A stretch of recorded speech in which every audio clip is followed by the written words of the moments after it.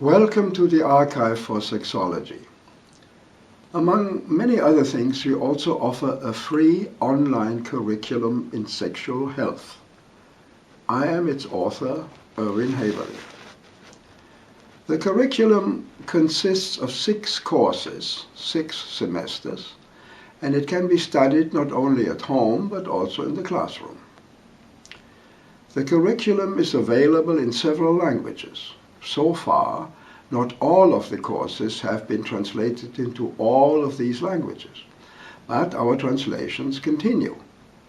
Here I will talk about the English version, which is complete and also offers a special feature. When you look at it more closely, you'll find right below it a list of external links.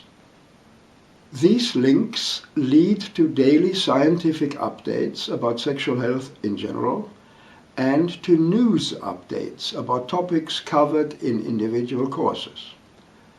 This additional offer allows you to stay informed about the latest developments in the field.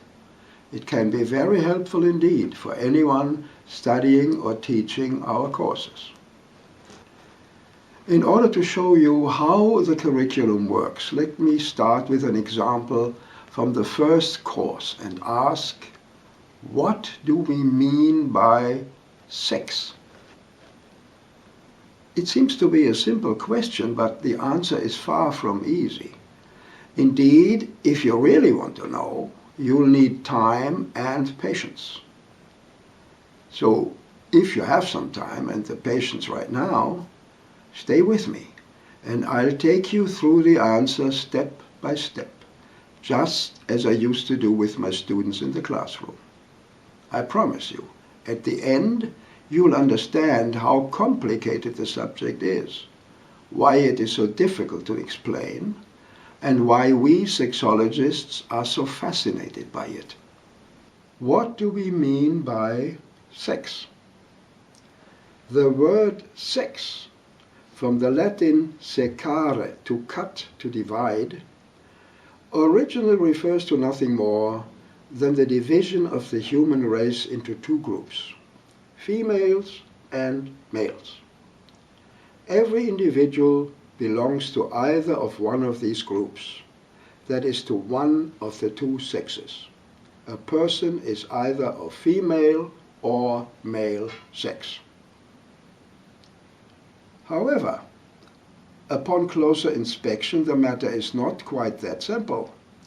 In some cases, it can be extremely difficult to determine whether a particular individual is female or male.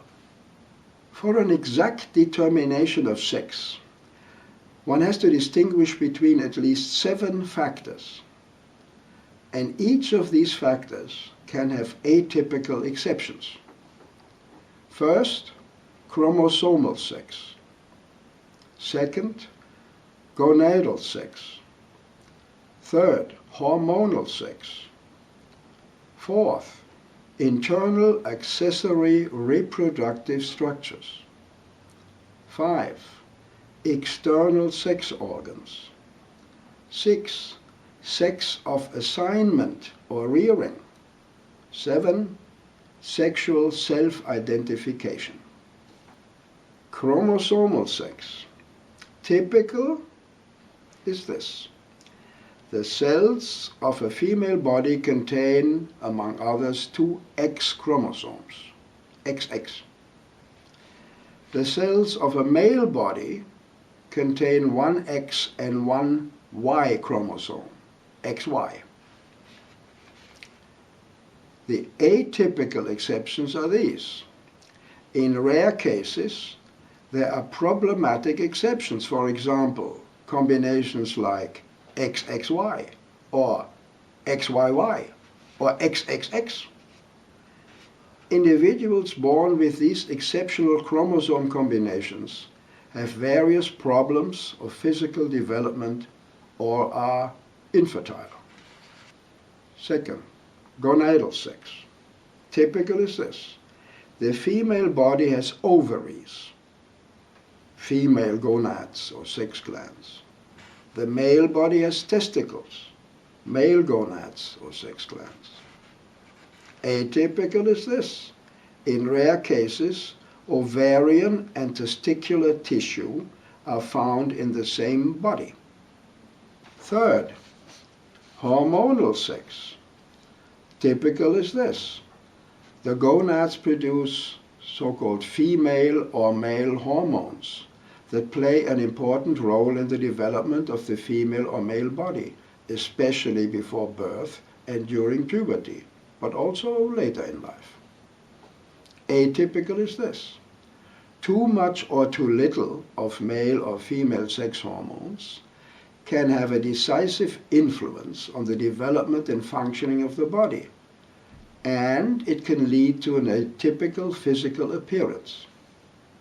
Fourth, internal accessory reproductive structures.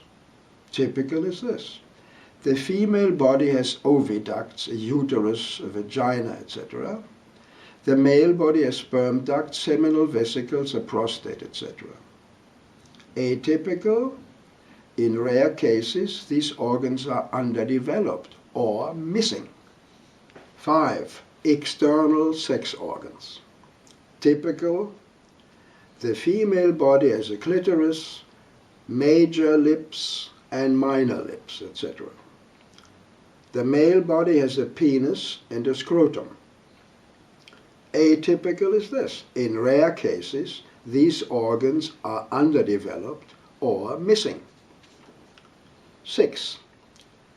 Sex of assignment or rearing. Typical is this. A child with a female body will usually be raised as a girl. A child with a male body will usually be raised as a boy. But atypical is this. It is possible to raise a female child as a boy and a male child as a girl. Indeed, this happens in very rare cases. 7. Sexual self-identification. Typical, a child with a female body raised as a girl will usually learn to consider herself female. A child with a male body raised as a boy will usually consider himself male. But atypical, there are cases of children with female bodies raised as girls who nevertheless consider themselves male. And this can also happen vice versa. Children with male bodies raised as boys may nevertheless consider themselves female. Once we have recognized these undeniable facts, we are ready to put them in a larger context. That is to say, we can now apply this insight to the three basic aspects of human sexuality: